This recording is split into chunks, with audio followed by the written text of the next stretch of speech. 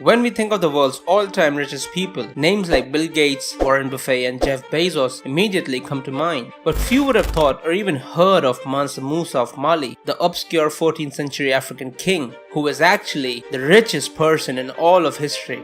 So who was Mansa Musa and how did he make his wealth?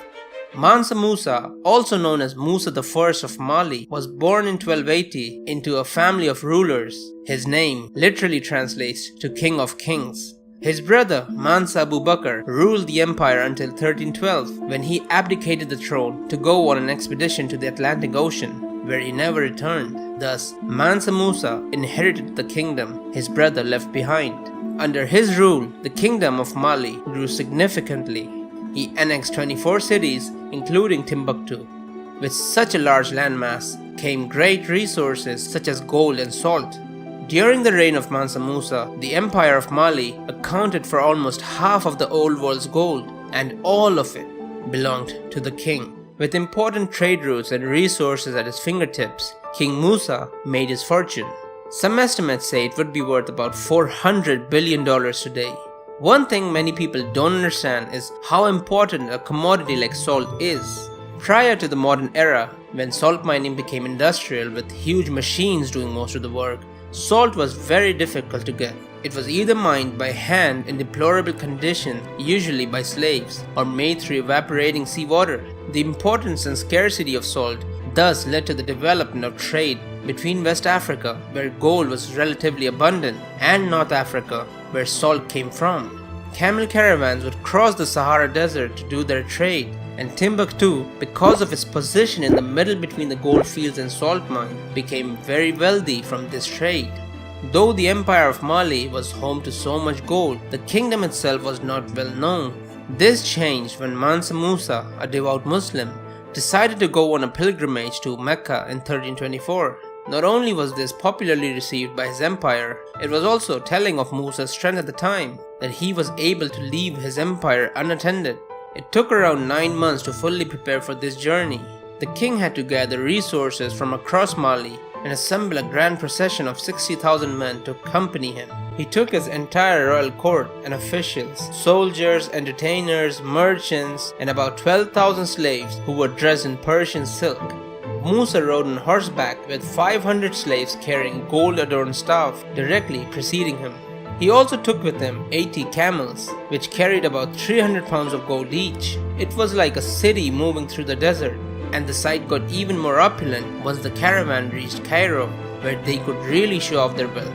A scholar at that time remarked that he brought so much gold with him that he and his followers bought all kinds of things from New and Old Cairo, and that the people around him thought that their money was inexhaustible. During the time he stayed in Cairo, the king spent so much gold that the value of gold in Egypt plummeted and would not recover for at least a decade. Musa spent his gold frivolously wherever the procession stopped on the journey. All his spending actually destabilized the region's economy and caused a mass inflation that would take years for the regions to recover from. He gave beggars huge ingots, overpaid at the bazaars, and he would tip the merchants with fistfuls of gold dust. Musa also reportedly ordered a new mosque to be built for him to pray at every Friday. Mansa Musa's pilgrimage led to about $1.5 billion of economic losses across the Middle East.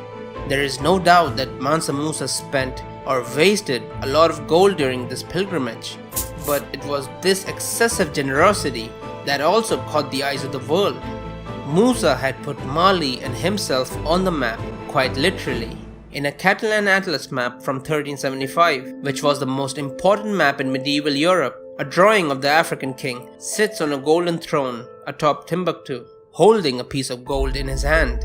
Timbuktu became an African El Dorado, and people came from near and far to have a glimpse. In the 19th century, it still had a mythical status as a lost city of gold, a beacon for both European fortune hunters and explorers, and this was largely down to the exploits of Mansa Musa 500 years earlier.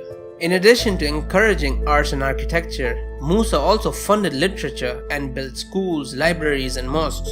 Timbuktu soon became a center for education, and people traveled from around the world to study at what would become the Sankore University. He also built the Great Mosque in Timbuktu, The rich king is often credited with starting the tradition of education in West Africa. After Mansa Musa died in 1337, aged 57, the empire was inherited by his sons who could not hold the empire together. The smaller states broke off and the empire crumbled. The rich king's legacy persisted for generations, and to this day there are mausoleums, libraries and mosques that stand as a testament to this golden age of Mali's history.